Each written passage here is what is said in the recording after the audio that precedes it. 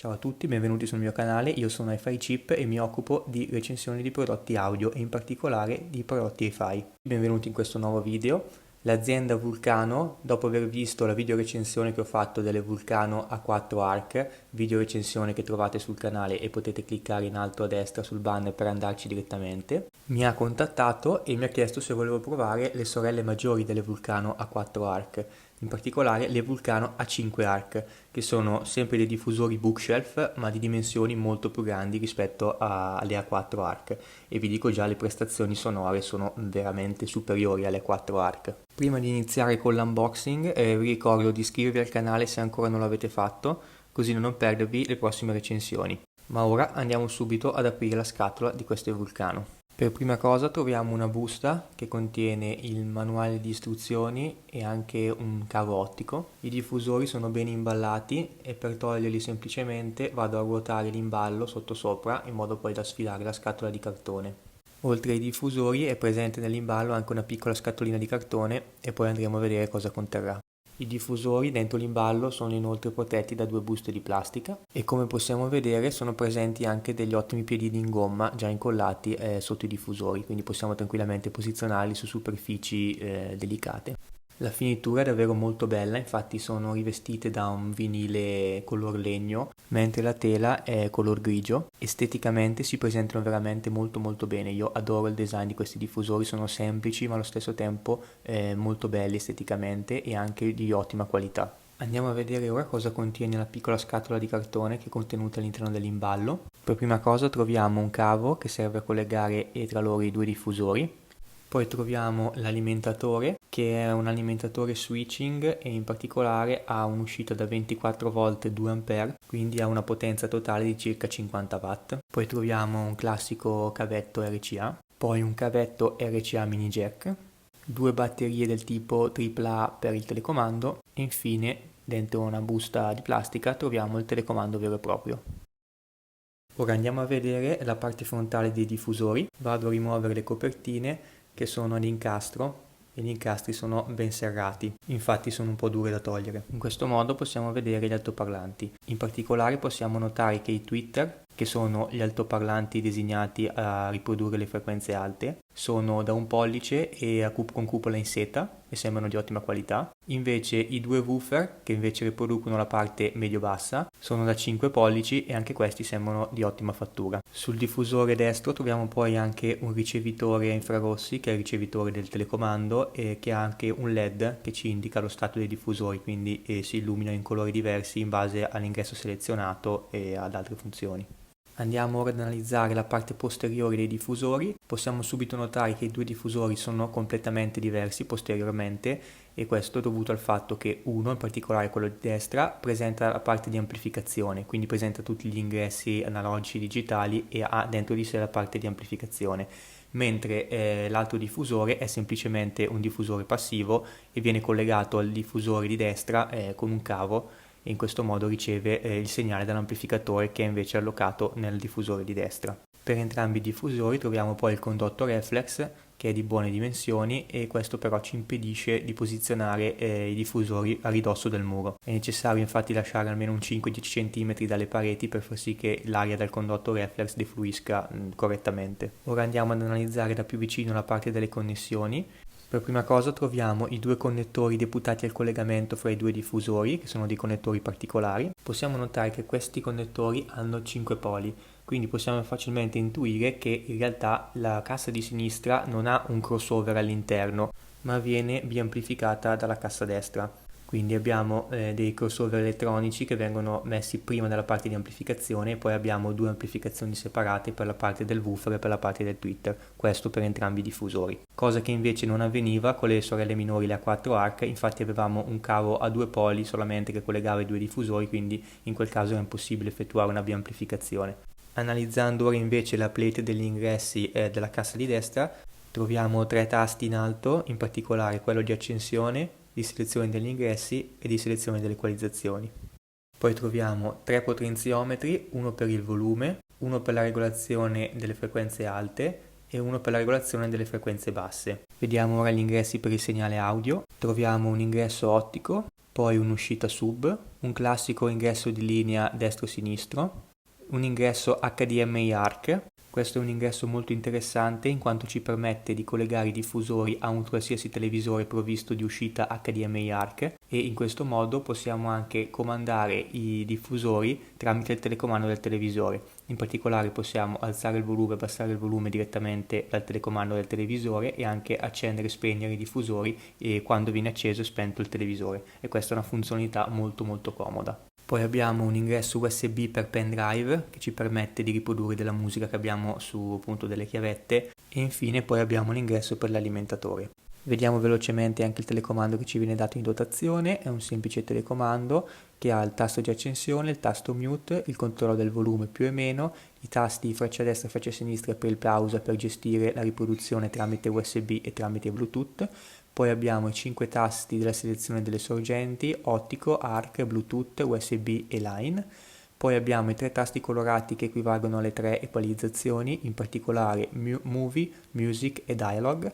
E poi abbiamo anche 2 tasti VB on e VB off, che sarebbe Virtual Bass on e Virtual Bass off, che vanno a inserire una specie di ritardo nelle frequenze basse che dovrebbe migliorare l'ascolto, ma io sinceramente l'ho usato una volta, l'ho disattivato subito perché non mi piaceva, quindi vi sconsiglio di utilizzarlo. Vediamo ora brevemente le caratteristiche tecniche che dichiara l'azienda costruttrice. Ci vengono indicata una potenza di 50 watt per 2 RMS, in realtà questa penso sia una potenza di picco, infatti è impossibile che entrambi i diffusori riescano a riprodurre una potenza di 50 watt continua per entrambi i canali, infatti l'alimentatore è da 50 watt, quindi la massima potenza continua con entrambi i canali in funzione è di circa 25 watt, che rimane comunque un'ottima potenza. Stiamo parlando di 25 watt reali, non di 25 watt immaginari come spesso vengono pubblicizzate le casse Bluetooth o quel tipo di apparecchi. Poi ci viene indicata una risposta in frequenza da 30 Hz a 30 kHz, cosa che poi andremo a vedere nella parte di misurazioni. Ci viene indicato che è utilizzato un woofer da 5,25 pollici, un tweeter a cupola in seta da 1 pollice, poi ci vengono indicati gli ingressi e le uscite, RCA Bluetooth 5.0,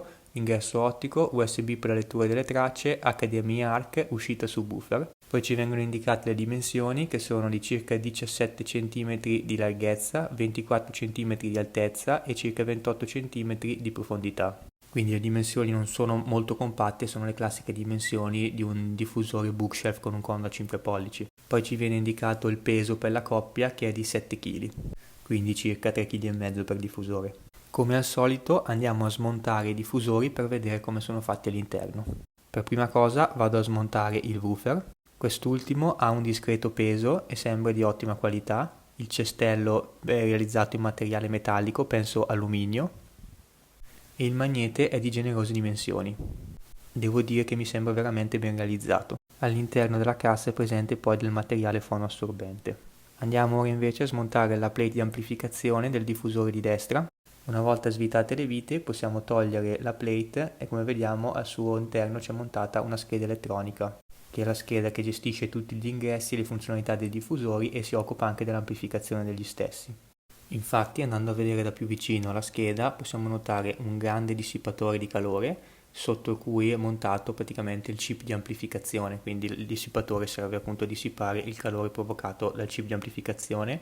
Sotto di esso troviamo 2 connettori con i cavi che vanno rispettivamente uno al tweeter e l'altro al woofer, e quindi abbiamo la conferma che si tratta di biamplificazione. E possiamo anche notare dove è saldato il connettore che va all'altro diffusore, che arrivano le piste che portano il segnale per la cassa sinistra, in particolare il segnale dei bassi e il segnale degli alti separato. Abbiamo poi un altro connettore con dei cavi neri che si collega invece al ricevitore infrarossi posto sul frontale della cassa destra. Guardando l'altra faccia della board possiamo vedere il chip di amplificazione, che però purtroppo non sono riuscito ad identificare, infatti non è ben leggibile il codice che c'è posto sopra di esso.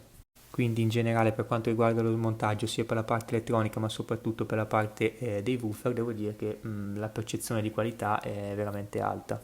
Andiamo ora a vedere la parte di misurazioni acustiche. Misurazioni che a differenza delle A4 ARC questa volta ho eseguito all'aperto, quindi non abbiamo più l'influenza della stanza sulle misurazioni, ma la misurazione che vediamo è proprio relativa totalmente al diffusore. In questo primo grafico vediamo la risposta in frequenza del diffusore di destra, e vediamo tre curve diverse perché ci sono i tre diversi tipi di equalizzazione dell'altoparlante. In particolare con la curva azzurra andiamo a vedere la risposta in frequenza con l'equalizzazione Music attivata, che è l'equalizzazione che ho utilizzato più di tutti perché è quella che mi piaceva di più. Possiamo notare che la risposta in frequenza sta più o meno in un range di più o meno 3 dB rispetto a un valore medio, quindi che non abbiamo delle grosse oscillazioni della risposta in frequenza. Teniamo presente, questo è lo specifico per chi magari non è proprio avvezzo con questo tipo di misure, è normale che la risposta in frequenza misurata di un diffusore non sia così lineare come la frequenza di risposta misurata di un amplificatore. Quindi è normale che ci siano delle oscillazioni e comunque qua siamo in un range di più o meno 3 dB, quindi direi che le oscillazioni sono comunque contenute. Per quanto riguarda l'estremo acuto arriviamo tranquillamente oltre i 20 kHz, purtroppo il mio sistema di misura si ferma a 20 kHz e di più non posso andare ad osservare, mentre per quanto riguarda le basse frequenze siamo in banda tranquillamente fino a 50 Hz e arriviamo a 40 Hz con un'attenuazione di circa meno 10 dB, il che per le considerate le dimensioni del diffusore è molto buono. Teniamo conto che poi queste sono misurazioni fatte all'aperto, quando invece andiamo ad ascoltare i diffusori in un ambiente chiuso, la stanza aiuta molto a rinforzare le basse frequenze. Per quanto riguarda invece la curva di colore blu, è la curva con l'equalizzazione di Dialog, e in questo caso possiamo vedere che la curva è abbastanza simile, la grande differenza ce l'abbiamo sulle basse frequenze che sono attenuate, scende molto meno la cassa e ha anche meno basse frequenze. Questo è fatto appunto per migliorare l'intelligibilità dei dialoghi, infatti andando a togliere basse frequenze i dialoghi rimangono molto meglio intelligibili. Infine la curva di colore viola indica la risposta in frequenza movie, che è molto simile alla frequenza music per quanto riguarda la risposta in frequenza, ma deve avere inserito delle specie di ritardi o comunque degli effetti strani che non inficitano tanto sulla risposta in frequenza, ma sul ritardo che viene applicato al segnale musicale, e personalmente non l'ho trovata per niente buona, anzi, quindi non l'ho mai utilizzato, ho sempre utilizzato sostanzialmente l'equalizzazione music. Andiamo poi invece a vedere un altro grafico che ci mostra la differenza tra la risposta in frequenza del diffusore destro e del diffusore sinistro. In particolare in azzurro abbiamo il diffusore destro, quello che ha anche la parte di amplificazione, mentre in giallo abbiamo il diffusore sinistro. Come possiamo vedere i diffusori sono praticamente identici, tranne per quanto riguarda la fascia di frequenze che va dai circa 1500 Hz fino ai circa 3000 Hz, che penso sia anche la frequenza attorno alla quale lavora il crossover, e lì abbiamo un leggero scostamento di circa 3-4 decibel della risposta in frequenza. È una cosa che a orecchio io non sono riuscito a notare, però dalle misure evince questa cosa. Veniamo ora alla parte di note d'uso ed ascolto. Sullo sfondo vedete il video dei diffusori in funzione, vedete l'oscillazione dei woofer. Se vedete che il woofer si muove in modo non omogeneo è dovuto all'effetto della ripresa della telecamera, in realtà dal vivo si muove in modo molto omogeneo. Purtroppo non posso lasciarvi la musica sotto, altrimenti YouTube mi rimuove l'audio del video per i motivi di copyright. Per quanto riguarda le note d'uso, mi sono trovato veramente molto bene con questi diffusori, sono comodissimi. Per quanto riguarda l'utilizzo con l'HDMI ARC mi sono trovato benissimo, invece con le A4 ARC avevo avuto qualche problema con il mio televisore che si riaccendevano dopo qualche secondo da sole, invece con questo modello non ho avuto nessun problema. I diffusori si accendono quando si accende il televisore, si spengono quando si spegne il televisore, il controllo del volume funziona benissimo e sono veramente comodissimi. Il telecomando del diffusore è comodo per pilotarli se utilizziamo il Bluetooth, veramente mi sono trovato benissimo, sono dei diffusori molto versatili e molto comodi. Per quanto riguarda invece l'ascolto, sono rimasto veramente stupito da questi diffusori per la loro qualità, infatti il suono è veramente molto buono. Le ho provate in due situazioni diverse. La prima vicino al televisore su un mobile di legno e molto vicino alla parete, e qui si esprimevano comunque abbastanza bene, e ho dovuto però regolare i controlli di tono abbassando un po' le frequenze basse, altrimenti avvertivo troppo rimbombo delle frequenze basse. Ma il meglio di sé l'hanno dato in una stanza di circa 25 metri quadrati, posizionate su dei supporti a circa 1,5 metri dalla parete di fondo e circa 50 cm, 30 cm dalle pareti laterali. Qui veramente è stata la svolta, cioè qua in queste situazioni i diffusori suonavano veramente bene, cioè per il prezzo pagato i diffusori suonavano proprio, sembravano dei diffusori di livello maggiore, diciamo, suonano veramente bene. I bassi sono molto profondi per il tipo di diffusore che è, infatti scendono molto e sono anche ben controllati, soprattutto nella seconda situazione. Nella prima situazione vicino al muro i bassi non erano molto controllati, invece quando li ho posizionati sugli stand sono diventati molto controllati. E inoltre le alte e medie frequenze sono ben definite, mai affaticanti ma anche ben dettagliate, e quindi per il prezzo che viene proposto questo diffusore io ritengo che il suono sia veramente molto buono. Per quanto riguarda dei piccoli aspetti negativi che ho trovato, il primo è che c'è un leggero soffio che proviene dai diffusori quando non viene suonato alcun segnale musicale, ma rimangono accese. È un leggero soffio che si avverte se sono vicino al diffusore, però io ve lo segnalo. Per quanto riguarda la potenza è molto buona, infatti riusciamo a insonorizzare anche a buon livello di volume delle stanze anche medio grandi. E l'unica cosa, il guadagno che c'è sull'amplificazione non è eccessivo, infatti quando abbiamo delle registrazioni registrate molto basse possiamo essere al massimo del volume e non avere la massima potenza dei diffusori, però capita molto raramente, diciamo. Un'altra cosa particolare che non mi è piaciuta del tutto sono i controlli di tono che sono posti dietro la cassa a destra. Infatti secondo me lavorano in un modo molto strano, ma non alzano o abbassano il livello delle basse frequenze e delle alte frequenze secondo me, ma vanno ad aumentare il ritardo su queste frequenze, io credo. Non sono stato molto convinto da questo controllo di tono, infatti nelle mie situazioni non li ho mai utilizzati, tranne aver abbassato leggermente quello delle basse frequenze, che in questo caso non mi ha creato problemi. Comunque in linea generale devo dire che sono rimasto veramente stupito dalla qualità del suono di questi diffusori, specialmente se poi lo rapportiamo al prezzo che costano. Veniamo ai voti finali. Per quanto riguarda la potenza ho dato un 8, per la risposta in frequenza un 8, per il suono un 9, per il design un 9, per la versatilità un 9,5 e per il rapporto qualità-prezzo un 9. A proposito di prezzo, questi diffusori ad oggi li troviamo su Amazon a un costo di 199 euro la coppia, già spediti.